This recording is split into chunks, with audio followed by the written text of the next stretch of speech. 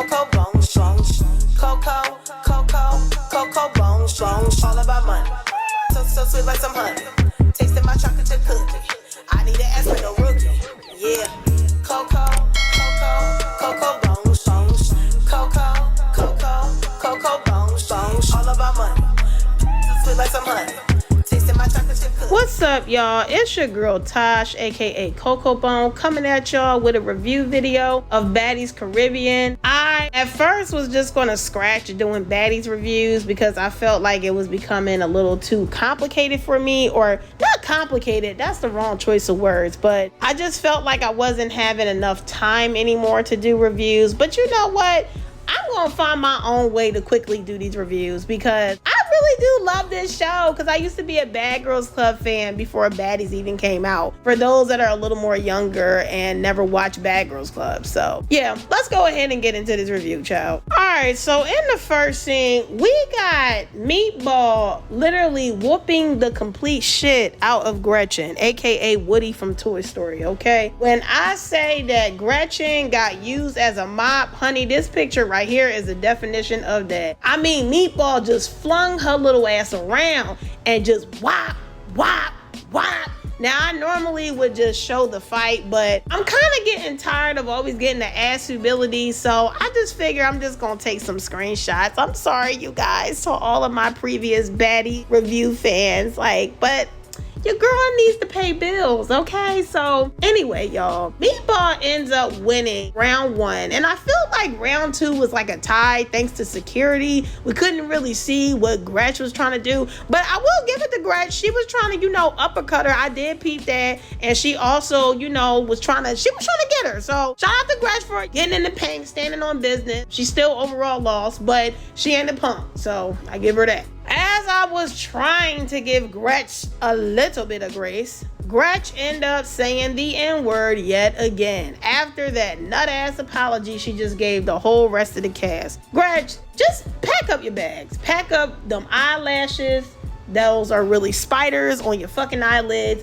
Pack up them nut-ass clip-in hair extensions that you just got ripped out by Meatball. Pack up everything about you, okay? And go to another resident in Puerto Rico since you claim you Puerto Rican. Please, for the love of God. Because why would you just apologize and you said it again? I'm surprised Jayla didn't get up and sock her again. But Jayla just probably over it because she's still emotional about that disgusting, tumultuous bite that she got on her chest. It's bubbled up, and whoo, I'm glad she decided to put a Band-Aid on it, because on the previous episode, she had it just all out, and it's like, girl, you need to cover that. That thing looks serious. Like, Gretchen was definitely on some cannibalism shit, really trying to eat Jayla the fuck up, literally, eat her for real. Tasiki always want to talk about some eat. No, there wasn't no metaphoric expression with Gretchen. Gretchen really meant that. She literally was trying to eat Jayla up for breakfast, lunch, and dinner. But I do get it. Jayla, she is a caramel skin girl.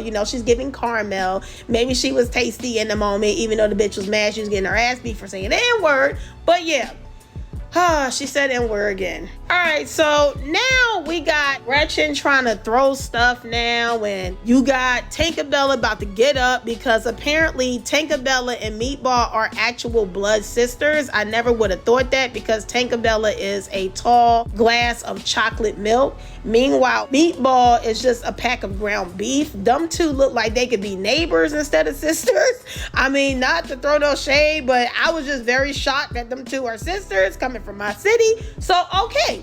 Shout out to y'all, you know what I'm saying? Or shout out to Tinkerbella for having her, little sister or big sister back, because sometimes the little one can be the older one, whatever. Anyway, that's when Natalie and Calloway starts to go over to Gretchen to, calm her down. Gretchen is about to cry, because she wants more sympathy. And Natalie and Calloway is still trying to calm her down. So now moving on to the next scene, Gretch is coming back in, calming down, and she's yet again apologizing for saying the N-word, even though she just said it again a few seconds ago or a few minutes ago.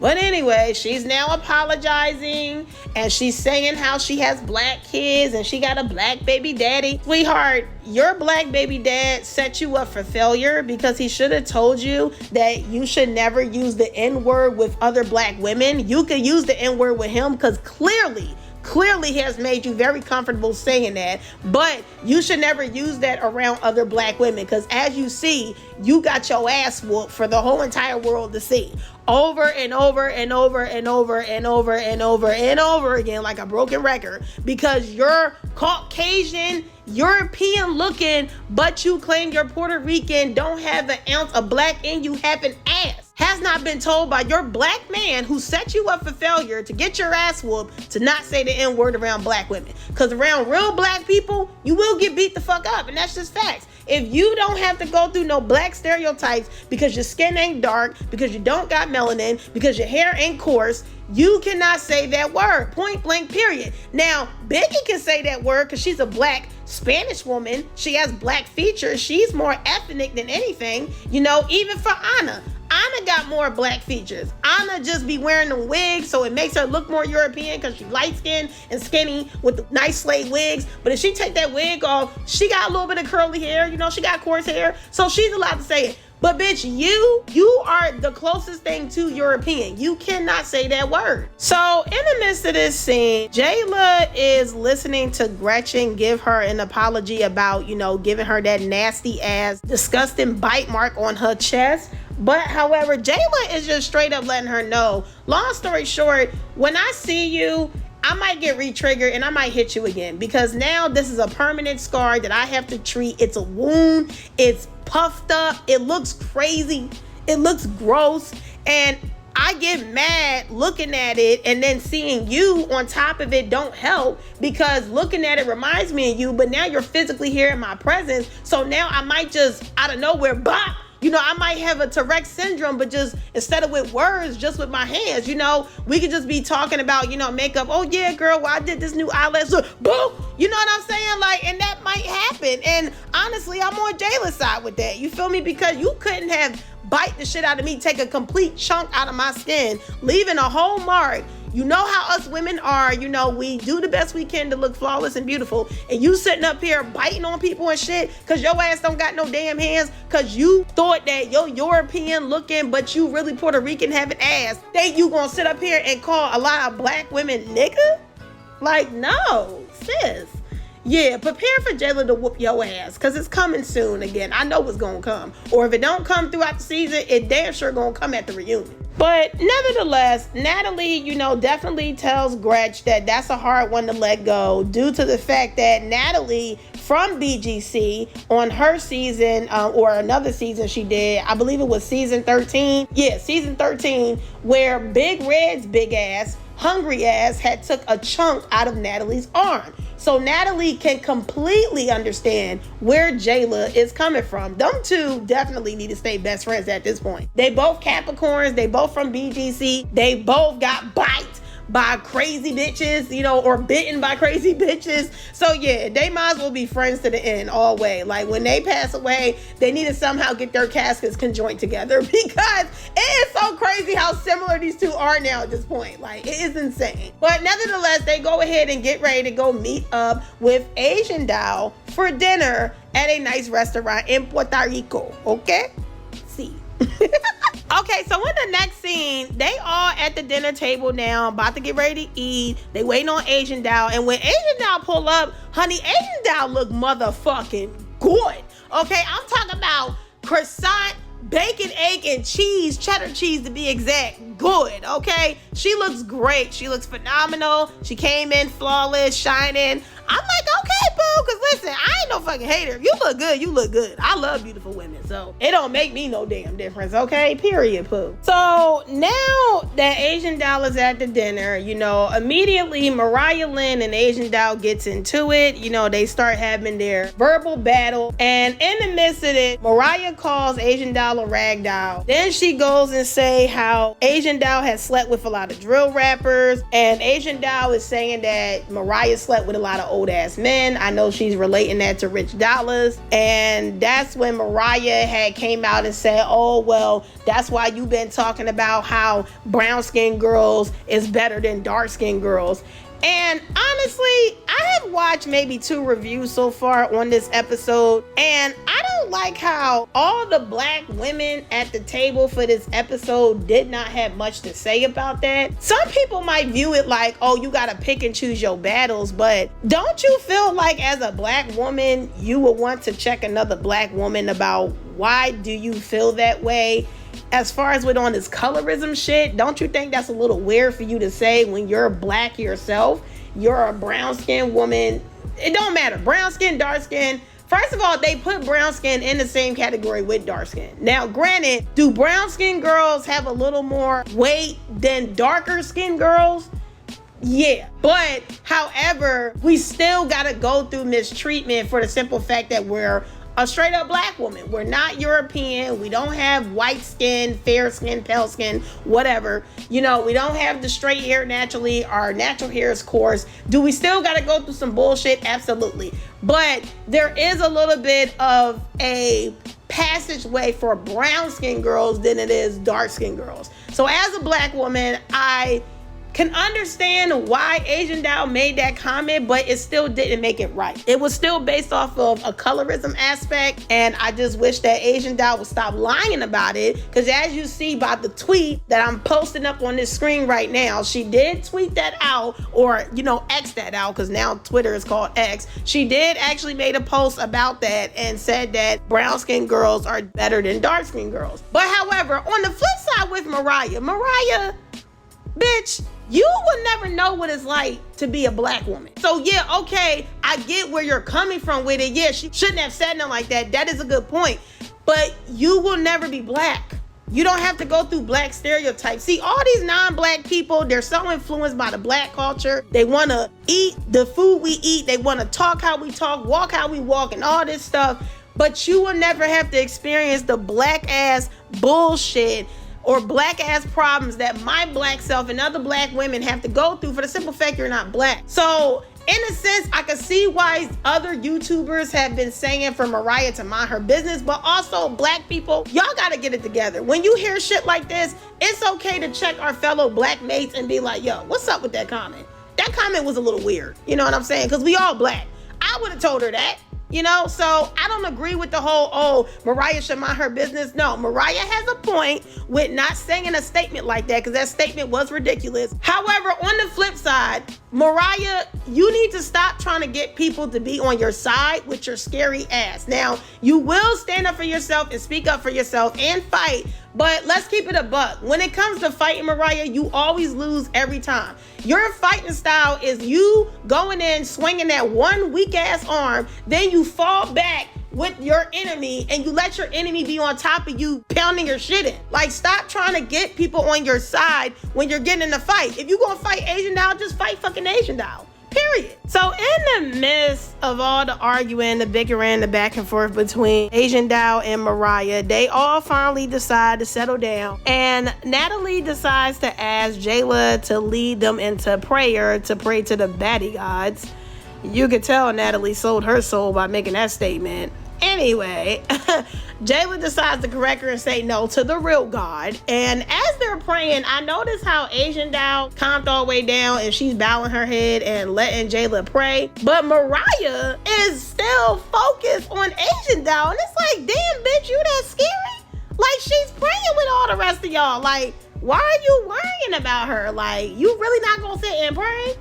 But anyway, child, they go ahead and pray, eat their little food, and that's it for this scene. In the next scene, or the next day, Dia finally has arrived, but nobody cares with her corny, non-fighting, embarrassing all the rest of the Caribbeans having ass. Moving on. Anna Mac finally arrives back on the scene, and Jayla and all the rest of the girls, Natalie, Tasiki, all the rest of the cast decides to catch Anna Mac up on what has been going on. Anna Mac is feeling some type of way, hearing about how Gretchen had bit Jayla. She's been saying the N-word because Anna Mac was the one that gave her the ticket because she's Puerto Rican like her. But she's regretting that because Gretchen has been letting down all the rest of the Puerto Ricans, okay? Now, on one sprinter, we got Slim Bag, Callie Way, Diamond the Body, Scotty, Jayla, and Bianca. And if y'all peep in the back or when the camera pans to Bianca, notice how she on the phone, I don't know, it's just looking real sneaky. It's giving sneaky. And then in the midst of this scene on this particular sprinter, I'm gonna just call it Sprinter 1 because there's so many women this season. So on Sprinter 1 with Jayla and all the rest of the girls, why do Jayla always sound like she's giving some prepared, honorable speech every single time? Like, I'm about to play this. I'm gonna say this, at the end of the day, I'm not a person, I don't really harbor negativity in my heart. It's very hard for me to hold on to stuff. And even though I feel very strongly about this, but for me, I can coexist for the betterment of the group and just to kind of keep shit. Yo, every time she's always... Well, I just want to let everybody know that I really wasn't prepared. And, this is something that's just going to be on me for the rest of my life. And I just really can't stand this tumultuous relationship that's going on. Like, this girl stayed with a prepared, honorable speech. Shout out to Jayla. I love her. So on Sprinter number 2, we got Asian Doll, Sapphire, Anna Meg, Gretchen, Natalie Tasiki, and Asian Doll is just super excited to be a part of the cast, which is really good to see. And I'm really glad how Asian Doll, she just not trying to keep talking about Mariah, unlike Diamond, who just wanted to keep talking about Tinka. So shout out to Asian Doll. On the 3rd Sprinter, we got Mariah Lynn, Meatball, Dia, Tinkerbella, Biggie. And Mariah Lynn, of course, is, talking about good old Asian Doll and basically how she's ready to get it popping and stuff like that, honey. Now, here is the real tea where it got really juicy for me, boo. When it pans back to Sprinter 1 with Jayla and Bianca and all the rest of the girls, Jayla is asking Bianca, listen, like, of course, production had already set this scene out. So that's why Jayla was asking Bianca about it, because production probably told her, or, producers in the back, hey, talk to Bianca about, what are you going to do when it comes to Asian Doll and Mariah Lynn going at it after the whole ATV activity. So that's when Bianca says, child. Oh, well, Mariah, my friend, but she actually, told me to fall back and not really get into the mix when it comes to her and Asian Doll. And I'm not about to keep fighting every single battle Mariah doing, because we all grown women and whoop-de-whoop and wham. And then come to find out, child, on the 2nd Sprinter, Asian Doll is saying how Bianca told Asian Doll how Mariah Lynn been popping it. Fake. See, I knew it was something about Bianca I ain't never liked with her little stubby ass. I knew it. Okay, not stubby, because, she's pretty. I ain't gonna do her like that. She's a pretty black girl, but listen, her pretty black girl ass is not a real friend, okay? I knew it was something about her I don't like, because she just gives off as doing too much. She's the type where you will want to kick her off a cliff. Like, typically you don't wish somebody death or harm or nothing like that, because you don't want no karma coming back. But Bianca is just one of those where she will make an enemy so bad you will want to kick her ass off the cliff, because she's fake. You sat up here and you fought Sapphire over Mariah, but now all of a sudden you don't want to fight Asian Doll over Mariah? Like, what's the switch up? Why is that, sis? Yeah, that's some fake ass shit. I don't like that. And bitch, if you supposed to be my friend, bitch, you supposed to have my back. Now, granted, it is hard for someone to get in the middle when you're cool with the both of them. But, still, like, you can at least break up the fight. Like, all right, y'all, that's enough. But the fact that you gonna stand there and let Mariah get treated by Asian Doll on the next episode, girl, you ain't shit. You ain't shit. So in the next scene, the girls finally arrived to go ATV riding. Honestly, I ain't gonna lie. Last night, I skipped this part, so we can keep it pushing. So in the next and last scene, okay, as Natalie and the rest of the girls is getting off of the bikes and all that, and Natalie is trying to ease into this fight, Mariah takes it upon herself and say, you know what, fuck all that, and throws up her hands. That's when her and Asian Doll started to get it in, and as usual, Mariah takes an L by falling to the ground and pulling on Asian Doll's braids right along with her, even though Asian Doll is basically giving it to her at this point. And ladies and gentlemen, that is the end of this episode. Ooh, Baddies is getting good. This season might not be so bad after all. But anyway, you guys, please make sure to like, comment, subscribe, share, show your girl some love, help your girl get to 4,000 subs. Make sure to leave some suggestions for some videos I would like for me to react to in the comment section down below. Please give me a big thumbs up for it helps to push my videos further out into the algorithm. Let me know how y'all felt about this review. I'm out this joint. Deuces.